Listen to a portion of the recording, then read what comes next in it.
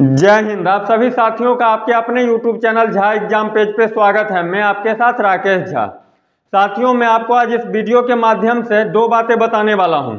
सबसे इम्पोर्टेंट बात, जो SSC GD के लिए आपको मैथ में पढ़ना क्या है, और दूसरी उससे भी ज़्यादा इम्पोर्टेंट बात, जो आपको मैथ कठिन क्यों लगता है।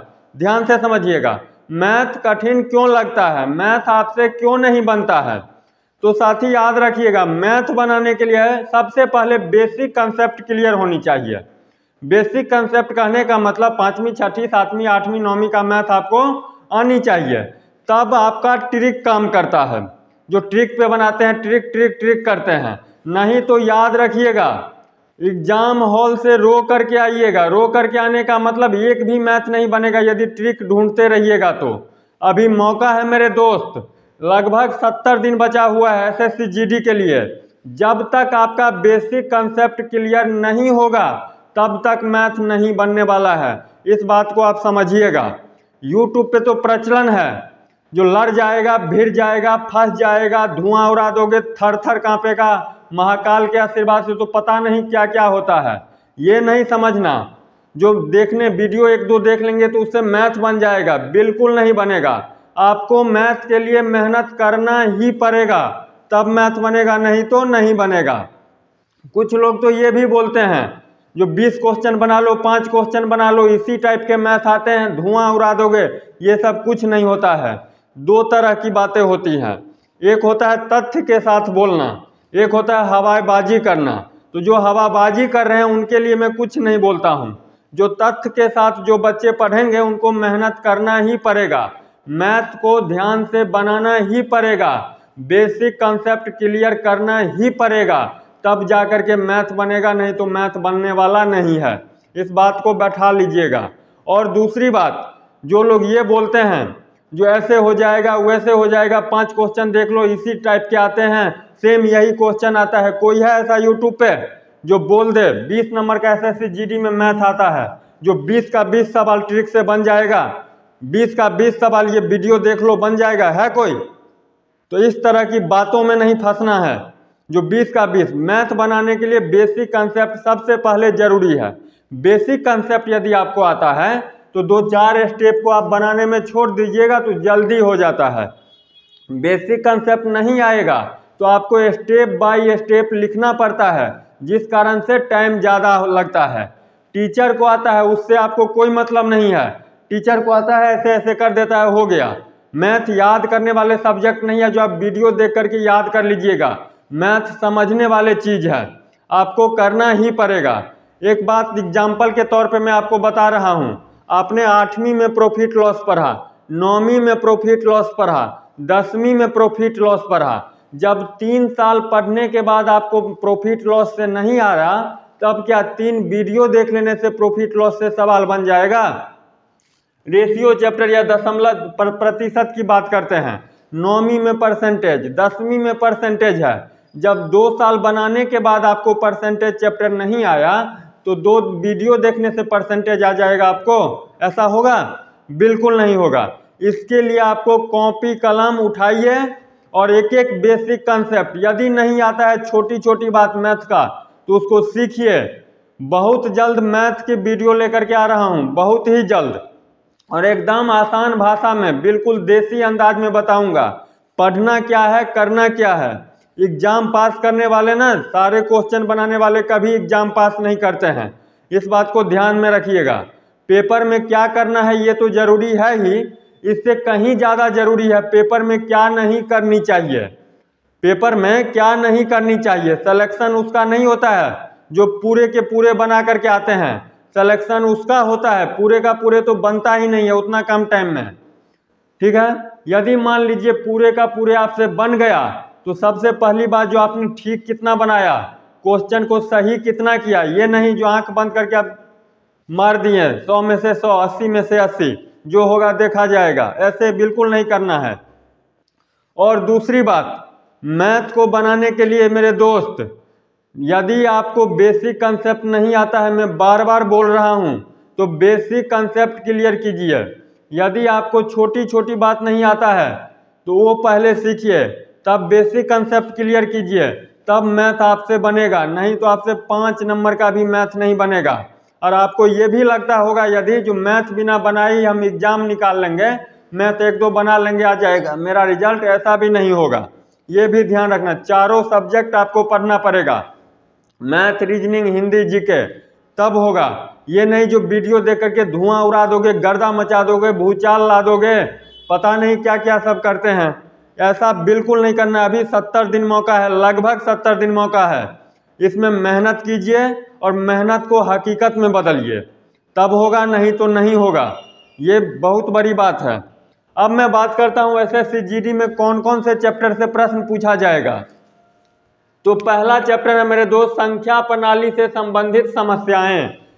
16 चैप्टर है, 20 नंबर का क्वेश्चन पूछेगा, ध्यान से समझिएगा।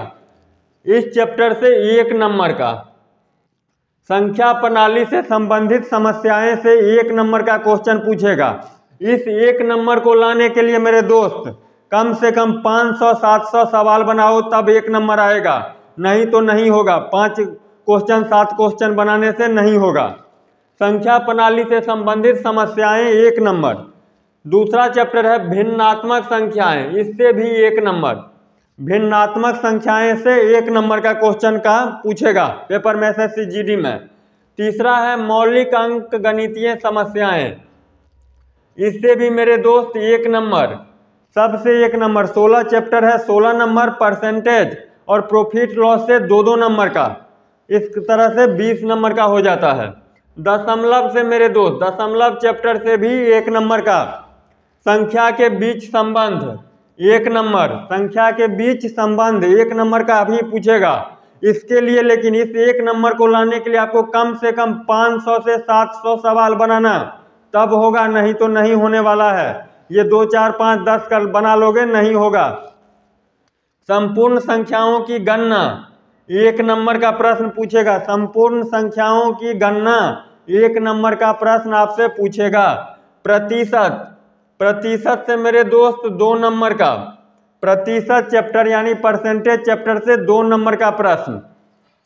समय और काम 1 नंबर, समय और काम से 1 नंबर का प्रश्न पूछेगा। औसत और ब्याज, एवरेज एंड इंटरेस्ट, इस दोनों से मिला करके औसत और ब्याज 1 से 2 नंबर, 1 से 2 नंबर, 1 से 2 नंबर, 1 से 2 नंबर का। लाभ और हानि, प्रॉफिट और लॉस, लाभ और हानि से मेरे दोस्त 2 नंबर, लाभ और हानि 2 नंबर। अनुपात और समानुपात, रेशियो एंड प्रोपोर्शन से 1 नंबर। छूट, डिस्काउंट से मेरे दोस्त 1 नंबर। समय चैप्टर, टाइम चैप्टर से 1 नंबर। दूरी से भी 1 नंबर। क्षेत्रमिति से 1 या 2, 1 या 2। अनुपात और समय 1 नंबर। टोटल मेरे दोस्त 16 चैप्टर है। टोटल यदि चैप्टर की बात करें तो 16 चैप्टर है, इसमें से 20 क्वेश्चन पूछेगा आपसे। 20 क्वेश्चन कहने का मतलब 40 नंबर का, 1 क्वेश्चन 2 नंबर का। लेकिन ये आपसे बनेगा तभी, अभी भी 70 दिन मौका है, इस मौके को नहीं गंवाना है, इस बार सिलेक्शन लेना ही है। अरे कहते हैं जब फैसला कर ही लिया है ऊंची उड़ान का, तो फिजूल है कद देखना आसमान का। लेकिन बेसिक कंसेप्ट क्लियर करने के लिए आपको मैथ पे 4 से 5 घंटा का टाइम देना ही पड़ेगा। जो स्टूडेंट्स थोड़ी मैथ में वीक हैं उनको करना ही पड़ेगा। जब आपको 8वीं 9वीं 10वीं में नहीं आया तो 3 वीडियो देखने से नहीं आने वाला है। और जो ट्रिक ढूंढते हैं उनको मैं बोलना चाहता हूं, ये ट्रिक कभी काम नहीं आता है।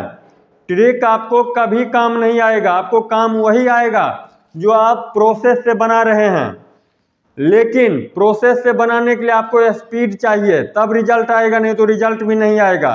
ये जितने मैथ का चैप्टर है 16 का 16 चैप्टर, एक 9वीं क्लास के बच्चे को बैठा दीजिए, वो भी सारे सवाल बना देगा। यदि इंटेलिजेंट बच्चा है उसको बैठा दीजिए, वो सारे सवाल बना देगा। लेकिन उसमें और आप में अंतर है। क्या अंतर है? तो हो सकता है 20 क्वेश्चन को बनाने के लिए वो 3 घंटे का टाइम ले, 4 घंटे का टाइम ले, 2 घंटे का टाइम ले। लेकिन आपको 80 क्वेश्चन बनाने के लिए 60 मिनट का टाइम देगा।